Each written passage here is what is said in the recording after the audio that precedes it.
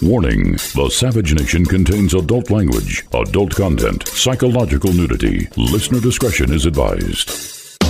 And now, the world's most exciting podcast, The Savage Nation, home of borders, language, culture. And here he is, New York Times best-selling author and National Radio Hall of Fame inductee, Michael Savage.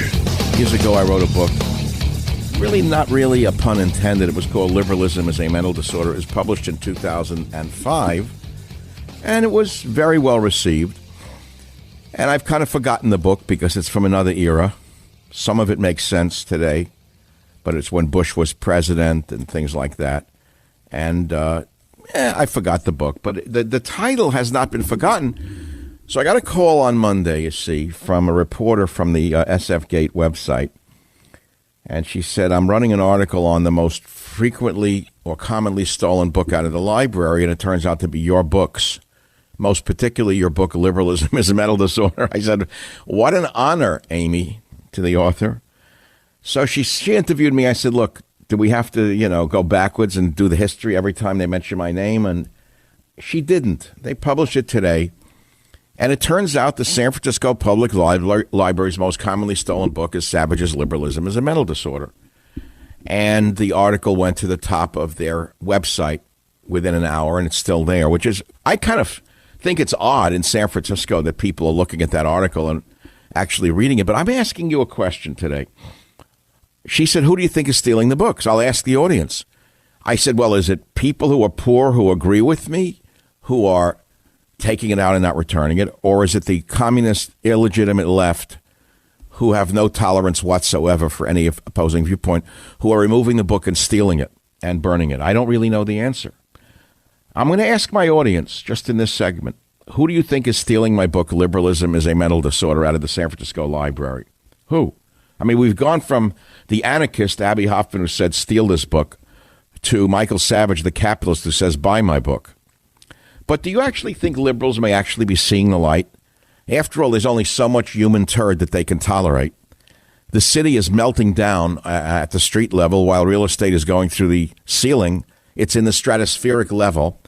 And yet down on the street, do I have to tell you what's going on? In New York City, for example, the bums have taken over Grand Central Station. Businesses are being driven out. People are being attacked. They can't take it anymore. And the so-called city fathers and mothers do nothing about the problem of the bums in the streets.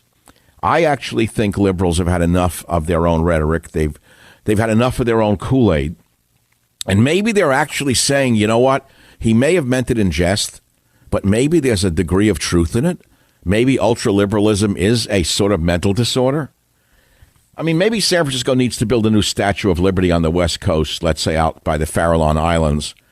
And it would say, give us you're addicted, you're stupid, you're worthless, you're lazy, etc. Maybe that would be the welcoming Statue of Liberty out in the Farallon Islands.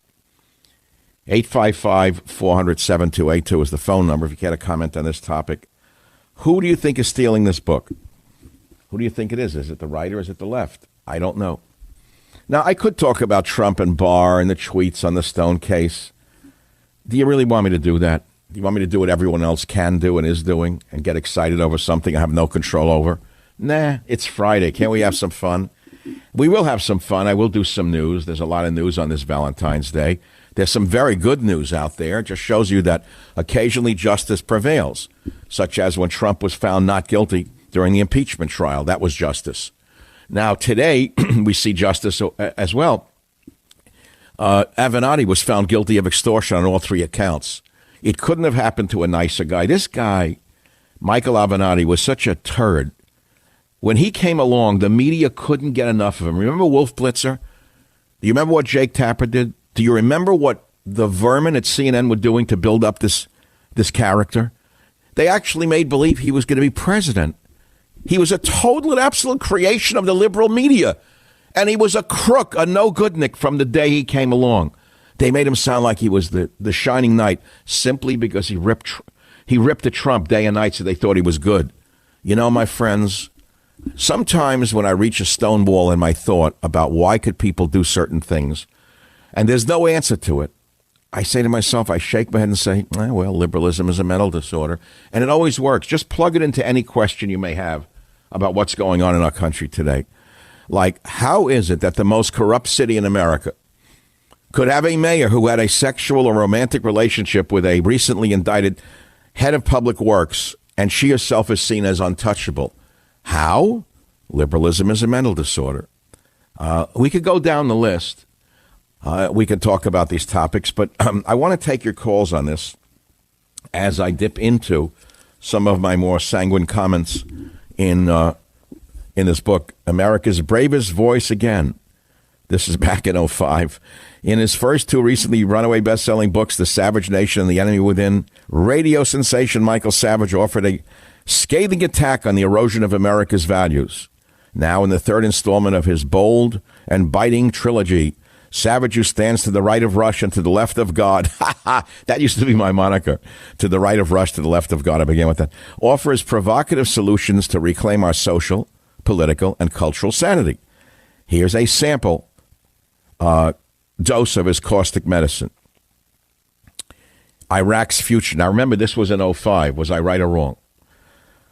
Iraq cannot become a melting pot as long as it insists on a national religion, especially when that religion is Islam, which has zero tolerance for those with non-conforming views. I agree with that. On Madonna and her newfound spirituality. Remember her? No one remembers her anymore. The old lady from Brooklyn. Here's a woman who made a career as a pseudo-pornographic belly dancer, cavorting with a whip, and now suddenly after having a baby, she pretends to be a holy woman. Yeah, she found the Kabbalah. Right. Rousing the sleeping giant. The 9/11 attack on America by the Islamo-fascists may eventually be seen as the turning point where America breaks free of the chains of socialist oppression. Wow, that was in 2005. How do you like that? The ACLU. The head of the snake is the American Civil Liberties Union, which fashions itself as the de facto fourth branch of government. The doctor is in and the diagnosis is clear. Liberalism is a mental disorder. Now find out what you can do to treat it. So somebody wrote, I looked at some of the comments under the article in the SF Gate, and some of the comments were funny. And someone said maybe liberals are thinking it's a medical textbook on how to cure the disease. They think it's a new issuance from the diagnostic manual, the DSM. So when they saw the book Liberalism is a Mental Disorder, maybe they were going for a self-help book. I don't know. I have no idea what's going on. But who do you think is stealing it, the leftists or the rightists? I actually think maybe the librarians are stealing it and burning it, taking it home and making a bonfire of their own vanities. Who knows? Michael, and is there anyone in San Francisco who knows anyone who stole my book, Liberalism is a Mental Disorder? You say, well, why are you going on and on about it? Because it's a great topic. Is there a better topic than this to open my show with? Would you rather I play Barr or Bernie? There's a good one on Bernie. Bernie Sanders, the communist scum, wants to now legalize sex work. He wants to nationalize the electrical grid. He wants to legalize sex work. I'm waiting to see bumper stickers in San Francisco, commie hookers for Bernie. I'm sure that'll be coming along very shortly. Actually, that's a good topic. I don't think that prostitutes want sex work legalized because their price would go down. It would be just another commodity that will be regulated by the government. Why do you think Bernie wants to legalize sex workers? So he can tax them and control them. It's all part of the same exact mentality. How do you feel about legalizing sex workers, so to speak? We used to have another word for it in my old primitive day. We didn't call the hookers sex workers. We called them whores and things like that. But now I guess it's a new age. You've got to call perversity by another name, and you've got to call prostitution by another name, I suppose. But I haven't yet been I haven't yet been completely brainwashed into knowing all the right words. Let's take a couple of calls now on the Savage Nation. We're often flying here through the Savage morning. It's actually morning, afternoon, and evening already. Who do you think is stealing my book? Look, this is actually a funny story. They went to the library. I'll tell you where this started. It started in Los Angeles. The LA Times did a story on the most frequently stolen books out of the LA Public Library. So the reporter for the Gate called me or emailed me. Then I called her, and I didn't know how she'd treat me. She did a nice job, and she said, well, we looked at the San Francisco Public Library. The most commonly stolen books are by Michael Savage. And amongst them, the most commonly stolen of your books is Liberalism is a Mental Disorder. So I asked, wow, So she asked me who's stealing it. I don't know. I said, it's quite an honor, though. I mean, when you think about it, that is an honor. I should be given a key to the library in San Francisco, don't you think? Mayor Breed, in addition to what else she's doing, no one knows who she is. But I think she ought to give me a key to the library since I'm the most frequently stolen book there. Of course, I wouldn't go to the library because you need an armed guard and galoshes to walk to the library today, given the fact that the filthy bums have taken over the whole downtown.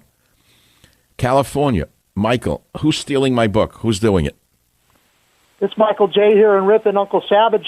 You know, the gate, that's the first time they've done anything on you, and as long as you've been on the radio. And it's No, many years ago I used to be mentioned, and I don't know how they mentioned me at all this time. It's a shocker, actually, because the Soviet method is to disappear someone and make believe they don't exist. Well, but who do you think is stealing it, the leftists or the rightists?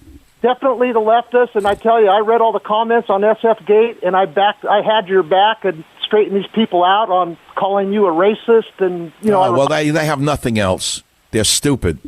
Yeah, and I reminded them that you helped the people with AIDS years ago, and they called you hateful. And I go, do you call that hateful when somebody helps somebody with, to overcome AIDS? And boy, they just don't listen to the show at all. I actually worked in a gay men's clinic in San Francisco in the early '80s. I was the only straight doctor in the clinic. I was a medical scientist. And all the other guys were medical doctors. They were all gay men. They were very nice men. And they saw me at a conference. I'll remember it to this day. And they said, would you like to join the clinic as our nutritionist? And I did. And then this weird disease appeared. And a lot of the doctors got very, very sick. I lost some very nice friends in that clinic. So believe me, I've been around the city a long time. And I've seen what happens when ultra-tolerance takes over and it overrides intelligence at any level. Thank you for the call. I'll be right back. The Savage Nation. It's Savage on Demand. Hey, look, are racing thoughts overtaking your night of sleep? It's terrible. Do you have trouble falling asleep or staying asleep? When it's time to go to bed, what kind of thoughts are racing through your mind, keeping you awake? If you've tried everything from pills to pillows with little success, it is time for you to try something else. Ebb. What is Ebb insomnia therapy? Well, Ebb comfortably cools your forehead, helps quiet the racing mind, and promotes the natural onset of sleep. Ebb is the first and only wearable drug-free solution that targets the root cause of sleeplessness, those racing thoughts. Ebb is clinically validated, and 4 out of 5 users report falling asleep faster and improving overall sleep quality. Ebb Sleep is a wearable solution that fits over the forehead and gently and precisely cools the forehead to reduce those racing thoughts, to allow people like you who are suffering from sleeplessness to drift more comfortably into a deeper, more restorative sleep. Ebb Sleep is designed to work with your natural sleep-wake rhythms to allow you to get into that deep sleep more quickly. Now look, the mind's normal way of dealing with stress and challenges is to be on guard or more vigilant and aroused. That's the reverse of what's needed for a restful night of sleep. Ebb's cooling, calming nature is designed to counteract the way the mind-body reacts to stressful situations, allowing one to reach restorative sleep quicker so they can be at peak performance the next day. Have the energy to do the things you love again by getting the sleep you need. Ebb's natural solution has no morning side effects and allows you to get back to your peak performance. My listeners can now try Ebb risk-free for 60 nights to confirm that it is the solution you've been looking for. How do you do this? Try Ebb.com/savage. That's TRYEBB.com/savage. TRYEBB.com/savage. Try Ebb.com/savage. Please order today to get the sleep that you need and deserve. Try Ebb.com/savage.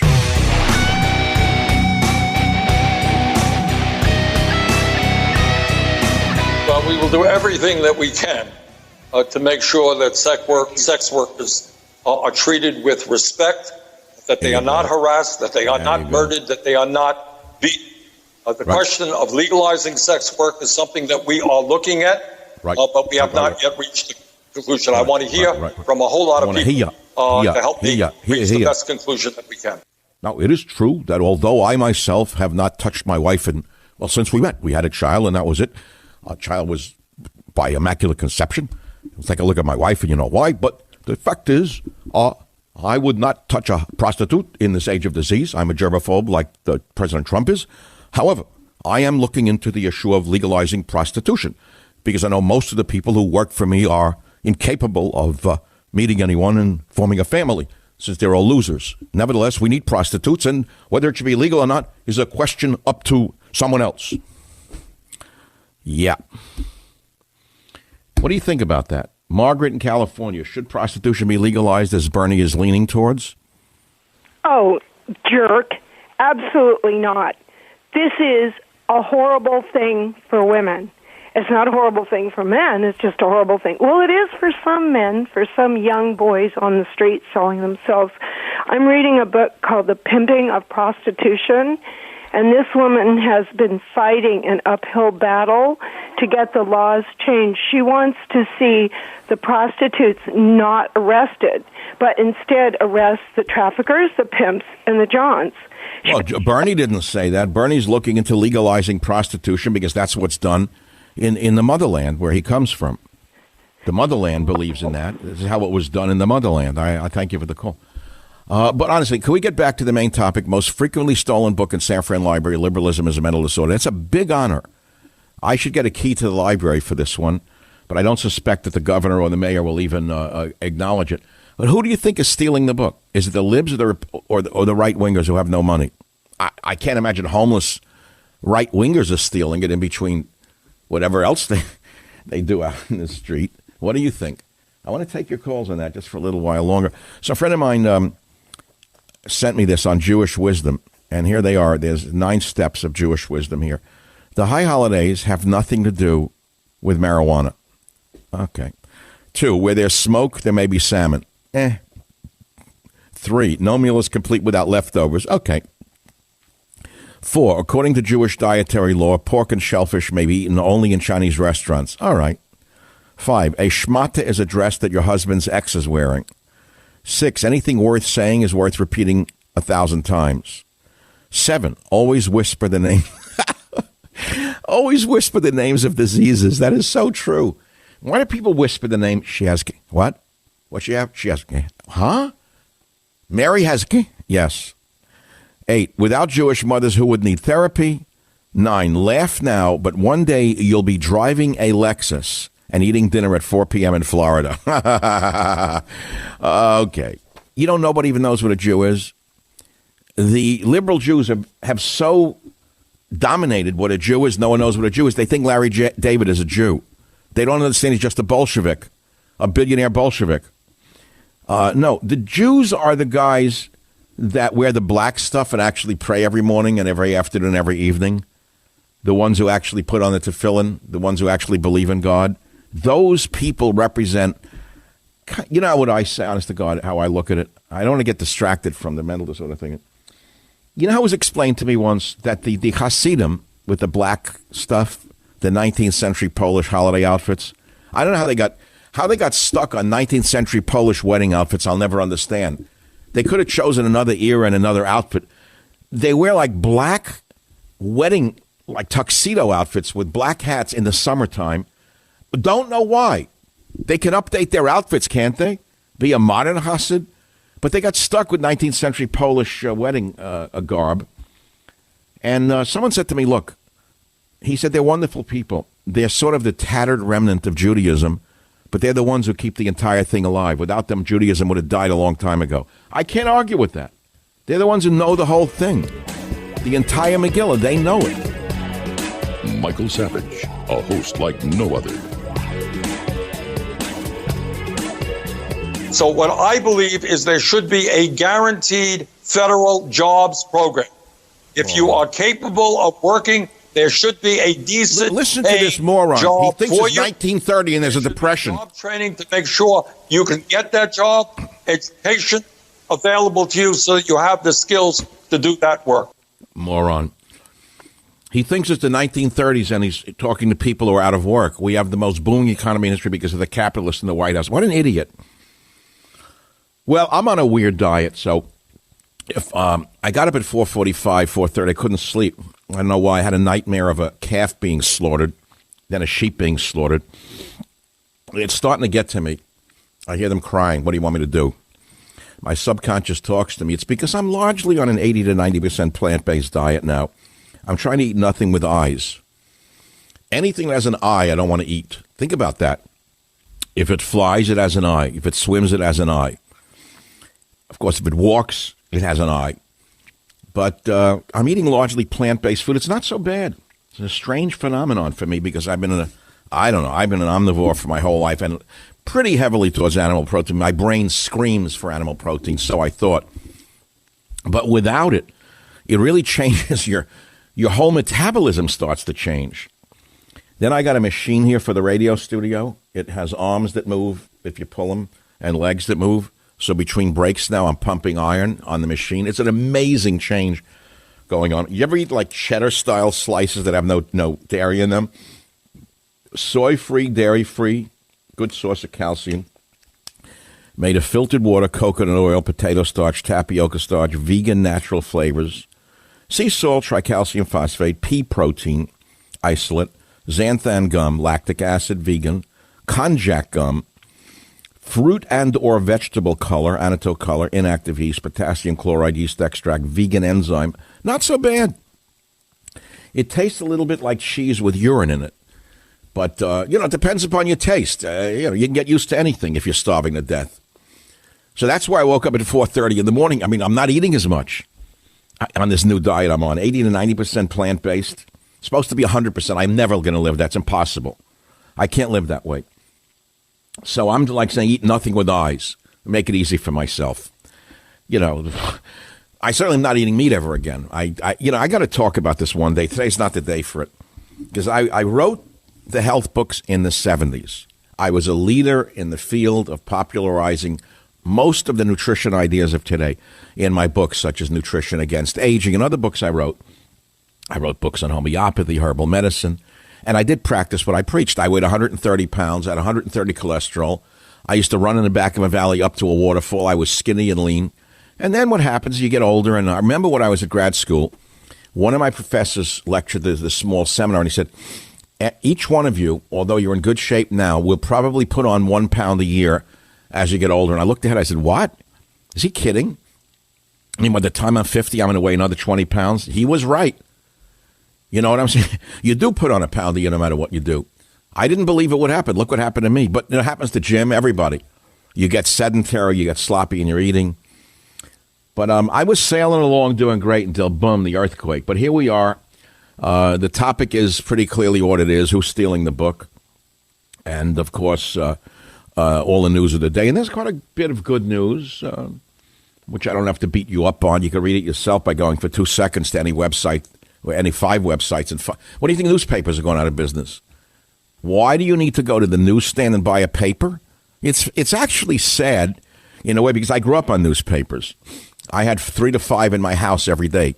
Dad was an immigrant, never went past high school, but he read 5 newspapers a day. And I used to say to him, Dad, why do you have 5 newspapers?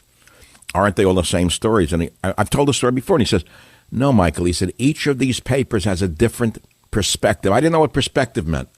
And then, for example, the New York Post, I said, what is that? He said, that was a socialist point of view, I think, at that time. Then there was the Journal American, the Daily News. He didn't really read the New York Times. That was for like stockbrokers and rich Republicans who lived on the other side of Union Turnpike. We never saw the New York Times in my house. When we went to school, the teachers would say, well, now we're going to show you something very special, you poor little immigrant children. We're going to show you a real newspaper. Here's the New York. Ooh. And they would give you assignments for the New York Times. At that time, it was actually a different newspaper. It was more literate, a little highfalutin. It was highbrow. Everything else was lowbrow. I liked tabloid at the time. I'll never forget, the reason I liked tabloid, it was easy for me as a kid. So the front page of the Daily News would show, for example, boy falls out of 5th floor window and lives. And I would look at it with fascination. Here I am in my corduroy pants looking at it, and there's arrows. Boy falls out, and you see dot, dot, dot, dot, dot. But he hit an awning on the 1st floor that was in front of the building and bounced off it and lived. And that's the story of Bernie Sanders. That's why he is the way he is. Or it could be the reason that Mayor Bloomberg's 5'4". He fell out of, I don't know the answer. He bounced off the awning and stunted somehow, gave a spinal fracture. I don't know the answer. But you can't take away from Bloomberg that he's worth $58 billion and he did it honestly. I mean, don't take that away from him. He's not going to win.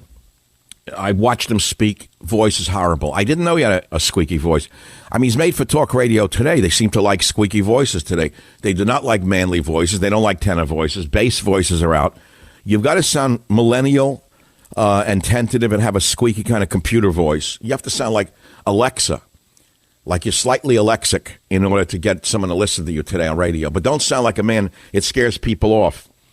But, you know, I'm with it. Whatever people are doing, they're doing. I can't account for people's tastes. But nevertheless, the kid would bounce off an awning and live. Who do you think is stealing my book, to get back to the most important question of the day? Or shall I read it? One more little piece from the book that may still be relevant. I haven't looked at it in so many years. You want to hear the opening line to Liberalism is a Mental Disorder? Here's the opening line from the year 2005.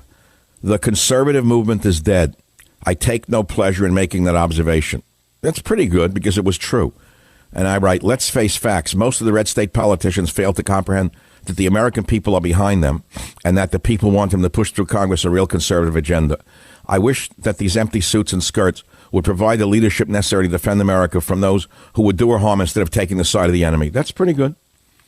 Can you think of one speech wherein the Republican leadership has expressed a desire to protect our borders, our language, or our culture? 2005, I wrote that. Without those three fundamental pillars of society, no nation can survive. Except for a few minor utterances about cultural issues with little or no follow-up, there has been scant support for these conservative principles or values. On my radio show over the last decade, people have repeatedly called expressing their fears that our national sovereignty is diminishing and that this country will be sold out to an international new world order. They fear that American citizens will no longer have the protections of our U.S. Constitution, that it will be replaced by a Constitution forged by the United Nations. No longer will we have the Bill of Rights to protect us. It will be a new watered-down Bill of Wrongs from the new ruling bureaucrats. The concern that American law will be subjected to international law is not an empty fear. Case in point. In January of 2005, the Mexican government meddled with an Arizona state law, Prop 200, which had been passed overwhelmingly by the voters of Arizona. This measure mandated three things. It required proof of citizenship to vote in Arizona elections. Ooh, that's racist. Yeah, right.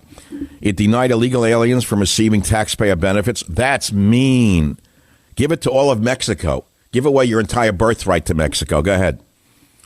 And it instructed state employees who discover ineligible applicants to report violators to the authorities. That's mean. As a border state with a severe illegal alien problem, primarily for Mexico, Arizonans took reasonable measures to defend themselves from illegals who were exploiting the system. Even 40% of Mexican Americans in Arizona voted yes on Prop 200. And I go on to the reaction. And I said, frankly, Mexico doesn't have a chihuahua in this fight. Last time I checked, Arizona was not a Mexican territory, nor can Mexico require us to put illegal Mexican aliens on the dole. That hasn't stopped the Mexican-American Legal Defense and Education Fund, that's MALDEF, a bona fide enemy within, from lecturing us, saying that Prop 200 is an illegal, impermissible, unconstitutional state attempt to regulate blah, blah, blah. So in other words, Occasional Cortex, Ilhan Omar, and the rest of those louts are exactly what I've said they are. They're working for a foreign government. That's pretty good. Okay, now I'll read some little bubbles in the book.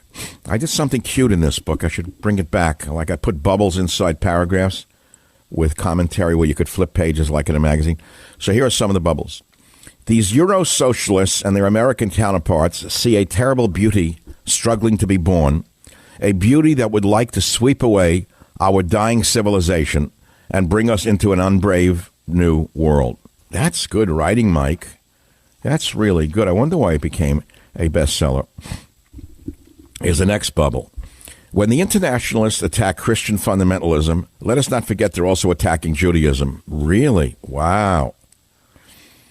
This book has been designed to pour a caustic solution on the edifices of liberalism. pretty good. Okay, introduction. In this book, I will demonstrate how well-intentioned liberal programs, plans, and ideas often lead to terrible results. While the impulse for helping others is well-intentioned, the results often border on insanity. See what I'm saying? Was I wrong, Jim? In other words, we all want to help the homeless, right? How has that worked out? Billions of dollars gone up their noses, billions of dollars stolen by the politicians. And then I say, as such, is liberalism a mental disorder? Can all liberals be mentally disordered? Are good intentions good enough? Let me define the terms. By liberalism and liberals, I do not refer to nor do I condemn those who wish to help their fellow man of lesser fortune. However, it is on the fringes of compassion and the jagged border of anarchy to want to erase our borders, our language, and our culture. You know, this book has a lot of legs on it. Maybe I should revise this book. I realize some will be tempted to dismiss words like liberal and conservative, even the word fascist, as unenlightened, hackneyed terms. Yet, as you will see, liberalism and our committed foot soldiers do very much exist. Their twisted logic and their revolutionary zeal continue to plague America and our institutions. This is a book, then, about liberal believers and the consequences of their beliefs. It's quite reasonable, to be honest with you. Notice I didn't condemn people's impulses to help the downtrodden. I condemn the results, which proves that the methods that are being used have failed us. No, you don't throw billions at the homeless bums and let them pee in a fountain. No, you don't throw billions at the bums and let them crap in the streets. No, you don't say that you need a court order to round them up and give them the care that they need. No, you don't do any of those things in a sane society unless you wind up with an uncivil society like we have. Back in a minute. The Savage Nation. It's savage, uncut, unfiltered, and raw. So we're going back to San Francisco Public Library's most commonly stolen book, Michael Savage's Liberalism is a Mental Disorder. Robert, can we play I'm Going to San Francisco with a Flower in My Hair as we go out for this hour? Because when I come back, I'm going to continue this discussion with my audience and see what they think about who's stealing the book. I don't know if they're really stealing it. Maybe the librarians are just disappearing it. Listen, I'm a best-selling author. I've gone into bookstores where I know my publisher has purchased upfront display. That's how it's done.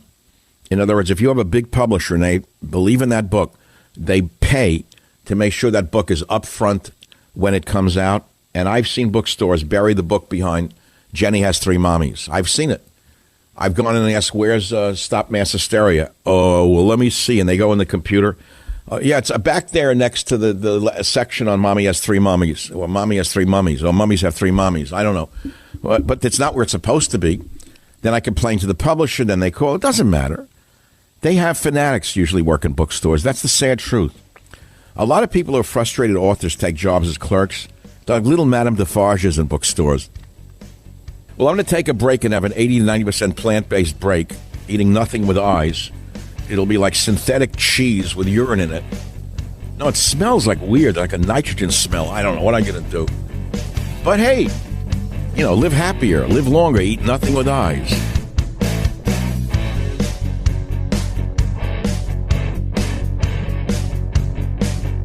The Westwood One Podcast Network. Fans of the spoken word, welcome. This is a podcast. Greetings, pod recipients. You are entering the Savage Nation. Read the book, see the movie. Warning, the Savage Nation contains adult language, adult content, psychological nudity. Listener discretion is advised. And now, the world's most exciting podcast, The Savage Nation, home of borders, language, culture. And here he is, New York Times best-selling author and National Radio Hall of Fame inductee, Michael Savage. Oh, sure to bring galoshes in your hair. Well, that was then, this is now. It's sad, I came out here in the wave of the 60s in a way. I visited, fell in love with the mountains, the bay, the people. They even had two good newspapers at the time. They were B-grade good newspapers. It was fun. There was a tolerance in San Francisco that permitted you to become who you were. Nobody told you what to do. It was already starting in with the women, the controllers, the Elizabeth Warren types. You know, they were already here. They're already putting on the control job. And now look where we are today. We've gone from liberalism to insanity. And now it's not liberalism to permit a person to crap in a mailbox. It's not liberalism to permit a man to exhibit his private parts in front of your child outside of a restaurant. It is not liberal to permit a bum to drop his trousers and defecate while you're trying to have a meal. It is not liberal to let a bum walk around with a club in his hand. No, that's something different. Welcome to Valentine's Day 2020 in San Francisco. You know, tonight's a big night. I definitely will not be going over the bridge. No bridge and tunnel for me tonight. I haven't been in months. I don't go over this. I have an apartment in the city. I live in a room, back and forth. I don't know what it is. It's not the bums and the deaf. I love looking at the lights. I love the architecture. But there's a certain something that happens at night in the city that I don't like. During the day, you can still have blue-colored Beatles glasses on and see the hippie era beauty of the city. I mean, when I walk up a hill in North Beach and I look down as I hit a crest and I see the bay, and I see the china blue color of the bay, as I wrote about in some of my published novels, it's a remarkable place to be. When I go to Fisherman's Wharf, I still see the World War II era guys boarding troop ships and coming back. I don't know why.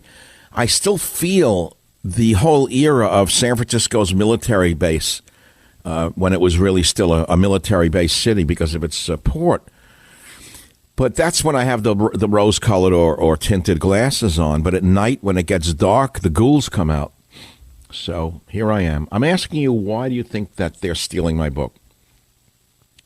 And does San Francisco need a new Statue of Liberty somewhere out in the Farallon Islands that say, give us you're addicted, you're stupid, you're worthless, you're lazy? What would you add? Your what? Open up a line, Robert. Give us you're addicted, you're stupid, you're worthless, you're lazy, you're surly, and you're... What else should I add to that? Let's see. Attorney General Barr blasts Trump's tweets. Do you think Trump went too far? Yes, I do. Has Trump's criminal justice reform gone too far? Yes, it has.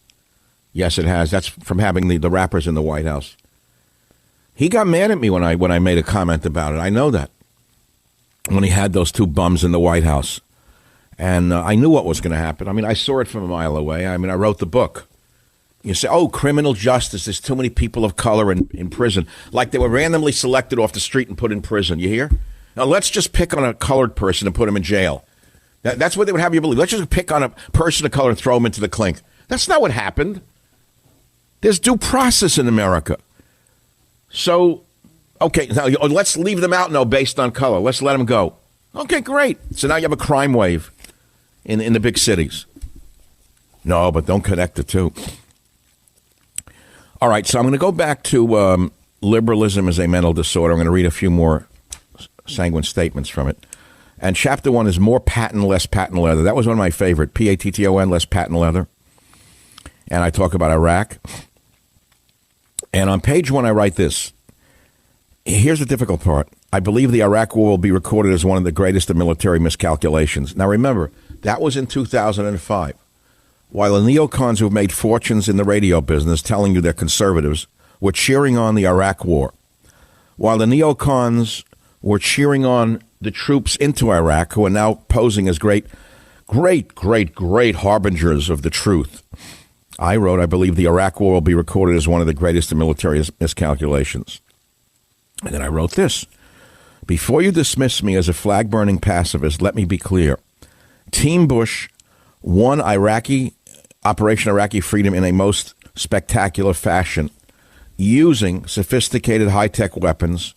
Our courageous warriors proved once again that they are the brightest and the best soldiers on the planet, period. Their enormous superiority on the battlefield was unmatched, a lesson not missed by the world community. Take Russia. Our previous Cold War adversary was scrutinizing our every move. Former Deputy Defense Minister of Russia, Shlikov, observed, the Iraqi army was a replica of the Russian army, and its defeat was not predicted by our generals. And there's more. I'm not going to read from the whole book.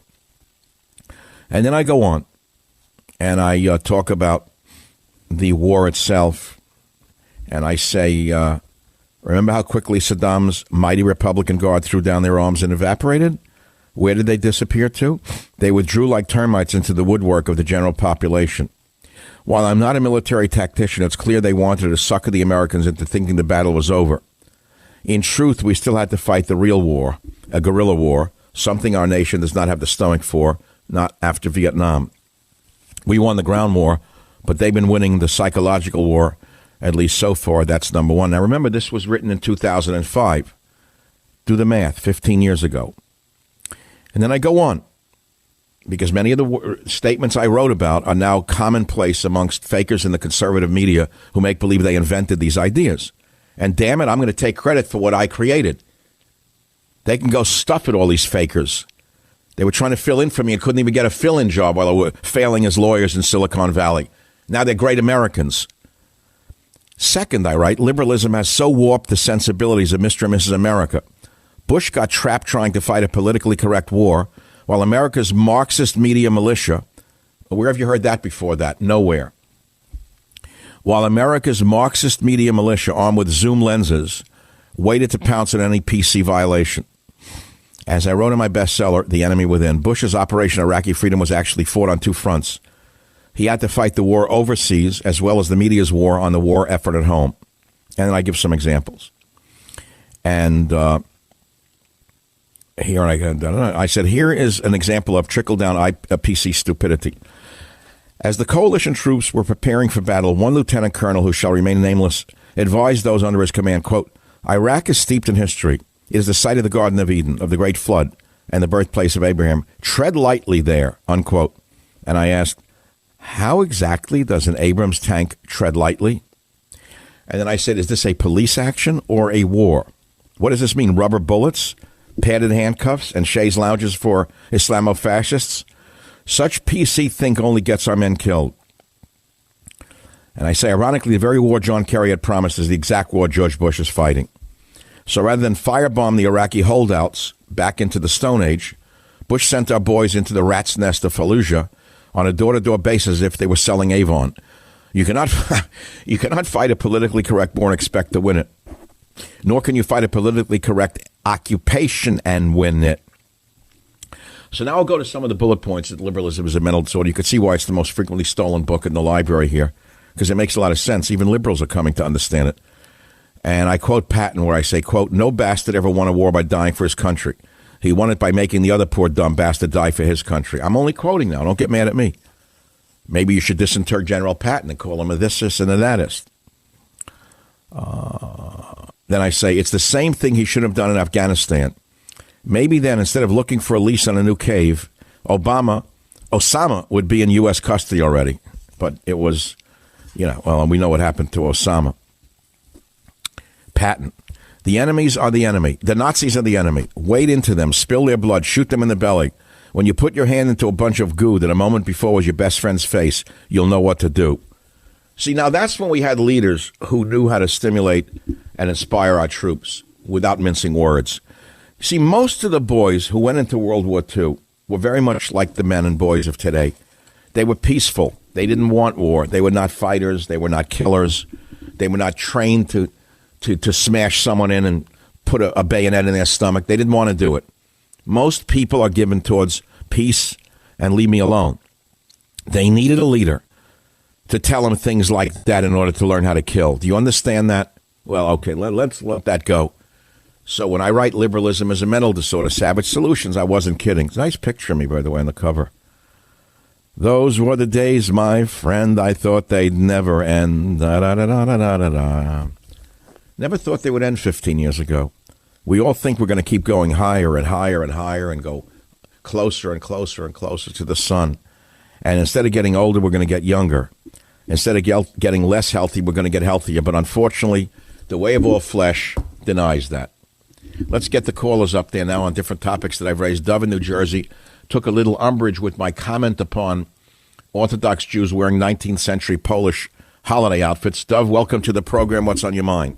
Yeah, thank you for taking my call. I just wanted to let you know you have a wonderful show. I listen. I'm conservative. I'm 18 years old. I love your show. Point being, on that question why they wear that clothing back from the 18th century. Because you said, the answer is that you said at the end, you said without these people, there would be no Jews left. That's correct. And that's 100% true, because you actually act out the biblical mandates, the 13 commandments. How many commandments are there? There's 248, and there's things that you're not allowed to do is 365. I thought it was in the 300s. I don't know how you guys get through a day, but okay, you're real McCoy. So you pray 3 times a day, you follow all the laws, you keep the religion alive. That's true, yeah. But I'm really asking, and I'm not trying to be such a wise guy, who came up with the 19th century wedding outfit from Poland? It was the main rabbis, the main leaders. That's how they dressed, and in order to keep the traditions, to make sure that no one goes offline and ends up falling off the Jewish tradition, that's so the people of the followers... All right, well, my position is a little different, which is in order to keep attracting the young, and in order to not be seen like the Amish with a buggy whip and a buggy, yeah, I don't think it was such a bad idea for the Orthodox Jewish communities to think of a new outfit. And I'm not here to challenge you on it. I'm here to suggest we think about it together. I don't know what it would be. I don't mean ripped jeans and stuff. I can't imagine Orthodox Jews with knees ripped on their jeans. I don't know what the outfit would be. How about a plain business suit? Oh, look, it's your business. Do what you want. Thanks for calling. Thank God you listened. That's all. So I'm on this 80 to 90% plant-based diet because, something happened to me December 5th, and I'm a different man now. I feel the weight's coming off me. It's amazing. Not a lot.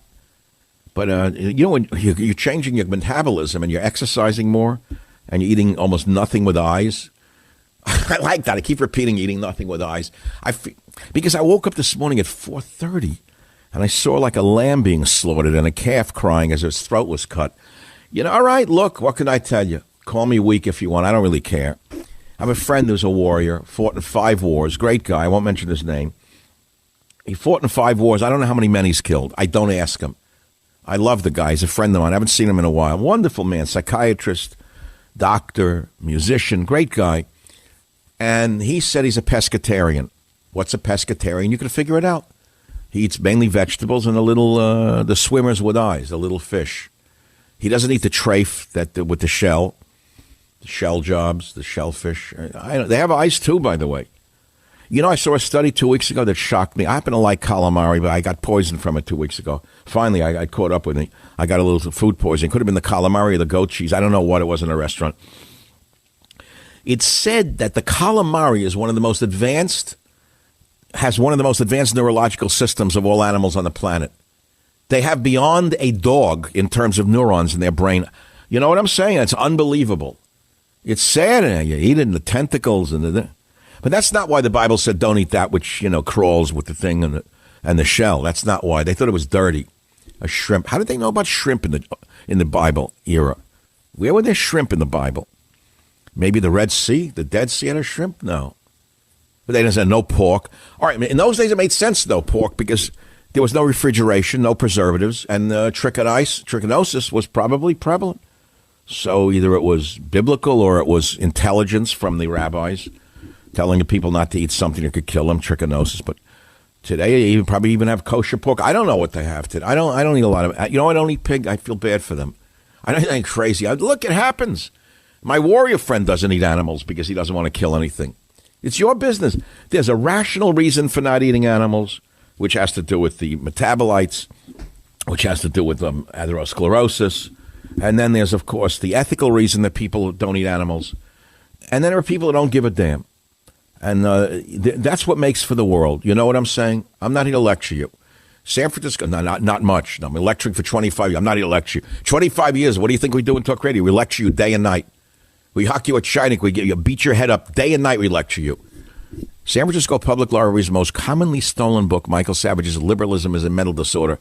That is a shocking fact that has only been linked by the SF Gate newspaper, which is shocking unto itself. And now it was linked by Breitbart. God bless them. No one else likes me. But I think somebody up there, I'm asking him to like me again. For years I thought he liked me. Now I'm not sure anymore. We're almost through with this segment. Chapter 5 of Liberalism is a Mental Disorder. The book is 15 years old. I talk about Arafat, Clinton, and Kinsey's sympathy for the devil. It was a very interesting chapter. And I said Arafat was a monster. This walking obscenity invented airline hijacking, hostage-taking, school massacres, and suicide bombings, and kept the Palestinians in a prison of moral, spiritual, and economic poverty. Is it wrong? No, it's not wrong. And I say Arafat never wanted world peace. He wanted a piece of flesh, the flesh of dead Jews. Not bad. Has a certain ring to it. You can see why people are stealing the book. Maybe they're waking up in San Francisco. Huh? I don't know. Maybe. I'm looking at it in a positive way. Maybe they're stealing the book because they agree with it. No, I don't think so. Truthfully, you ask me, I don't know why they're stealing it. I think it's to trash it. It's the San Francisco way. If you disagree with something, burn it or steal it or hit it, and then say you're a peace-loving leftist. Michael Savage, a host like no other. Jimmy in New York, line 8. Go ahead, Jimmy. What's the matter? What's on your mind? How are you? Why are you here? And let me write it down for you. Dr. Savage, boy, have I missed you. I had wrote a... Wait. What do you mean you missed me? Where have you been? You haven't called. I was dropping dead. I had rotacuff surgery. What a Oh, I thought you were down getting fitted for new sheets, you and your friends. No. Come on. I wanted to see if you'd get the joke. I was going to say, are you getting fitted for new sheets or new fitted sheets? What, you had rotacuff surgery? Yeah, it was horrible. What, from bocce? No, from driving... No, from picking the people up with the sheets and tossing them. It was horrible. Where did it hit you, the rotacuff? In the shoulder? Right in the shoulder, and I tore the muscle, and my bicep came away from the arm. They had to sew that up. Wait. Was this a bicycle injury or from beating people up over the years? It was from swinging bats at the wrong balls. You know what I'm saying? It was from picking heavy items up, such as... Oh, stop. Yeah. Oh, you're too good to know. I was wondering. I hadn't heard from Jimmy, and I didn't know what happened. I thought maybe you got pinched or something. Never, not me. I'm too good. I'm too advanced for that. But yeah. Go on and tell you something. The plant-based food, when I lived in Borough Park, Brooklyn, 58th Street between 10th and 11th Fort Hamilton Parkway, I used to look out my window, and there was this Asian woman crouched down with a plastic bag from one of the stores. And oh, please, wait a minute. Stop. I just ate a sandwich, and? You. And she was crouched down. Stop. Come on, Jimmy. No. Please, it's a family show here. It's 1:35 in San Francisco. People are having lunch. You can't talk about a woman crouching down with plastic under her. No, she was pulling the weeds from the tree and putting them. Oh, you mean she was dropping them on the plastic and taking them home? Yeah, but what I couldn't understand was I see the dogs urinate and defecate over there, and now you put it in the bag or what? I got to know. Well, what was she pulling off the tree? The bark? No, that was my ex-wife. Oh yeah, well, your ex-wife had hooves. I know that. You have no idea. She's still stuck in the mud. Anyway, but listen, this. God, Jimmy, stop it. No. But I am eating an 80 to 90% plant-based diet, and I'm trying to avoid anything with eyes. Yeah. Well, then you should have met my ex-wife. But listen, I just quote something. No, but you and your Italian cronies in that private club in Brooklyn, you probably eat only things with eyes. Well, Doc, let me tell you, the club's on Staten Island. You know what I mean? Oh, yeah. The Gotti terrain. Yeah, please, I'm so... But what about the book? Let's stick to the subject, Jimmy. Yeah. San Francisco Public Library's most commonly stolen book, Michael Savage's Liberalism is a Mental Disorder. What do you think of that story today? I think Robert De Niro's taken. Better the mook. Hey, were you happy when you saw he didn't win any awards at the Academy Awards? Didn't it make your night? That dreck, as you say, and I never did it. I'm glad they didn't win. And like you... No, but can you imagine what they expected and what happened? Him, Pesci, and the other one, Marty Scorsese. None of them won an award. They must have really been depressed. That made my night to think they were more happy than I was. Doctor, Scorsese fell asleep. He did. He grimaced when Eminem came out and did that ridiculous Hoy dance. Listen, can I quote something from the Liberalism is a Mental Disorder? Yes, then we got to move on and give others a chance, Jimmy. America's best days are in front of us. are in front of her. If we have the guts to face the truth and apply ourselves to repairing the foundation upon which this blessed nation was formed. I wrote that in '05. I know you didn't. I have it since then. You bought it back then? You've been a fan since '05? No, in the 90s with my dad. I told you, we're 3 generations. My dad... Oh, right. 3 generations of listeners. That's a beautiful thing. You're a beautiful person. I used to be. And Bernie, now you are. I saw all the pictures. But Bernie Sanders, what are you going to do with that Halloween mask? Spitting all over the microphone. Could you believe how he's rising? Yeah, like the dough in the oven. But even that goes flat. He's not going anywhere. No, do you agree with me, without getting specific, that the power structure in the Democrat Party will never let him win, even if he wins? Well, they're already starting it. They're in the back. No, but I'm talking about the tower job. I know exactly what you're saying. Yes, I agree 1,000%. I'm talking about the library tower in Texas kind of thing. That's what I'm... Well, no, I hope not, because I don't want to deposit any more books. We had enough of that. But all you have to do is they're already got the machines are already going. The wheels are already being greased. Socialism. So it's going to be given to Bloomy? Well, who? That's it. You know what he looks like? You ever see the trout when they're going upstream? When you see the face, he looks just like that. We call him fish. I tell you, I have a mixed thing about Bloomberg. I like what he did, some part of it. I like that he made his own money and honestly earned all the money, all that stuff. And I don't care that he's 5'4" or 5'7", whatever he may be. I don't really care because he built his business on his own. His voice is not going to get him where he wants to go. He has no charisma in his voice. Dr. Savage, if you give me 1 second, and if you want to let me go, fine. Boy, are you a New Yorker, man? You could out-talk a talk show host. Oh, you have no idea. He had New York State over here 12 years. He was I'm going to fix the education. I'm going to fix it. The kids weren't learning anything. 12 years when... Well, you mean when he was mayor? Mayor, he destroyed the... Well, I didn't like when he went after soda because he didn't understand something. It's not his place to tell people what they should like and should not like, the nanny state. And I said it on the show the other day. The people who he was hurting the most were the immigrants who own the Korean grocery stores. And they fought him with the Korean Grocers Association. They're the ones who stopped Bloomberg. Did you know that? No, I learned it from you because... Oh, yeah, because they sell the flowers and they sell the soda. Soda's a big-ticket item, large profit.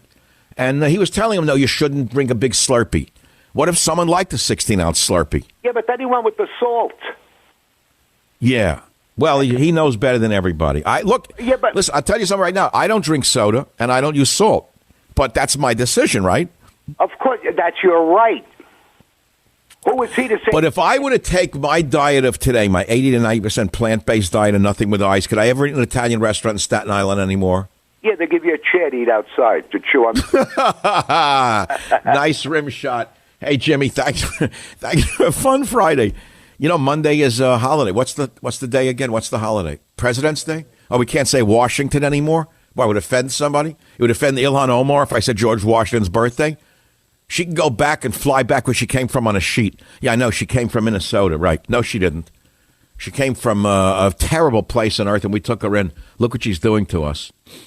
855-400-7282, San Francisco, Michael Ding Ding. Welcome to the program. What's on your mind? Michael, are you there? Line 1, bing. Question 1, question 2, going once, going twice. Michael, San Francisco, you're calling about losing a business? No, not there. Gone with the wind. Boom. That's the story right there. We're going to go to Carl in Las Vegas. He's calling on another topic. Carl, what's on your mind? Thanks for calling. Yeah, Dr. Savage, you're talking about you got food poisoning, eating some calamari, squid, whatever. And I got to be clear. I don't know whether it was the calamari, which I've eaten all my life, or it could have been the goat cheese on the flatbread. I don't know. Okay. Or it could have been someone gave me a little, let us say, a little addition on the bread basket they brought. A lot of them are very hostile in this restaurant. Yeah, well, some people don't want to eat animals or things with eyes because of their possible intelligence. Well, I've talked to you way before. I'm a psychologist, but I also study marine biology. And you won't believe this, how intelligent octopus and squid are. We had octopus, they eat little fish. They were in tanks we'd put a little fish in a glass jar with a screw on the lid, that you screw on and off, put the fish in and drop it in their tank. They would use their tentacles and actually unscrew the lids of the jars and put their tentacles in and take the fish out to eat it. A very, very popular dish now is octopus. I don't know where they're getting them from. I think they're going to deplete the seas of... There cannot be that many octopus. Where are they digging them up from? They get them. Every Italian restaurant is now selling octopus tentacles. And I feel very queasy about it because I think they're going to deplete the species. I don't know that animal's not going to be fished out. What do you think? Well, eventually almost every creature on the earth is cycled and is going to be completely extinct, or even humans probably someday. Yeah, well, look what we're doing to the tuna population. Think about that one. Yeah. But there isn't it's a very big story that is lost on the unconscious, that we can deplete species. They do not renew forever, and that we have an obligation to protect them from extinction, going back to biblical ages when people who were smarter than the Neanderthals of today stepped in and stopped the overfishing and the overkilling of birds and animals. That's the fact of reality. But don't tell that to those in the conservative media, because most of them laugh at you when you say it to them. And that is why conservatism is not rising as it should. It's because they're losers when it comes to the environment, losers when it comes to health, losers when it comes to diet, losers when it comes to smoking. They're on the wrong side of reality. And if conservatives can only get onto the healthful side and the helpful side of these issues, they could get an awful lot of the young who have emerged and evolved. That is my opinion, and I'm not trying to lecture you. I'm simply trying to lecture you. Anna in Ohio, you'll be next up on the Savage Nation. Go ahead, please. Anna in Ohio, still there? Not Hello there. Yeah. What's on your mind? Well, the answer's easy. It's definitely libs. It's definitely leftists who are stealing your books. Well, I don't know. I actually thought it could be poor right-wingers who were stealing it. Don't think so. They know that your words pack a punch, and they don't want people to read what you have to say. But what they need to realize is that the truth doesn't care about their feelings, and they can't make the truth go away, and they can't silence you or any conservative. So, well, they're doing a good job of trying, aren't they? And they've brainwashed millions of people. And as I said on page 148 of Liberalism is a Mental Disorder, the most stolen book in San Francisco Library, I say you see the left has placed freedom-loving, God-fearing people in a straitjacket. Taking a break, back in a minute. Home of borders, language, culture, the Savage Nation. All right, here's another quotable out of San Francisco Public Library's most commonly stolen book, Liberalism is a Mental Disorder. Given the failed state of our public education, I imagine you might not know the difference between Mussolini, tortellini, or linguini. See, it's simple, but unfortunately, the humor has truth to it. And then I write, you see, the recipe for left-wing activism in America wasn't cooked up here. As much as the left fashions themselves as being progressive, they're not. In reality, I wrote, today's leftist movement is made in much the same way as a sausage. It's a blend of fascist, communist, and socialist ideologies from 20th century Europe with a pinch of Nazism, all ground together, yet retaining the flavor of its various parts. You can't beat this stuff. And that may be why the people are stealing. Maybe they're reading it. I don't know. I don't really think they're stealing it to read it. I think that they're just stealing it to trash it. I mean, when they see things like this, using American courts, these hard left groups agitate via judicial activism, overturning established law and the popular will of the people. You're telling me the ACLU wants you to see who they are? And then I write on 161. The ACLU megalomaniacs would be, the ACLU megalomaniacs and would-be Ayatollahs have dismantled America's traditions with impunity far too long. Let's see, blah, blah, blah. I believe it's time for the heads of left-wing agitation groups who are using the courts to impose their will on the sheeple to be prosecuted under the federal RICO statutes.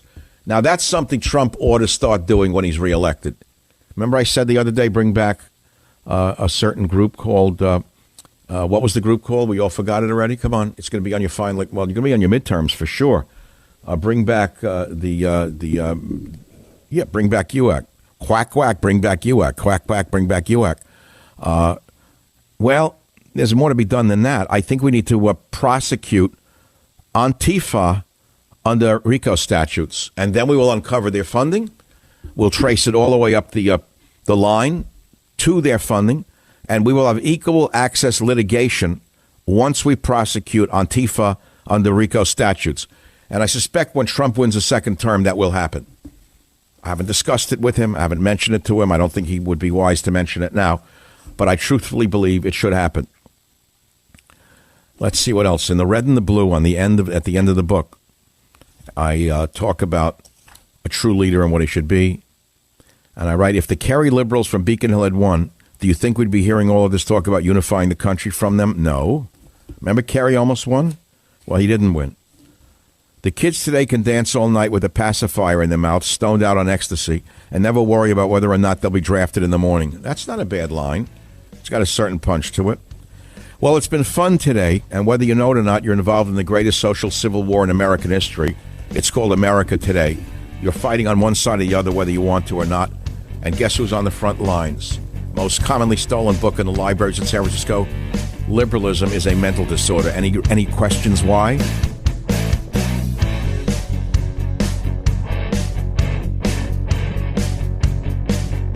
The Westwood One Podcast Network.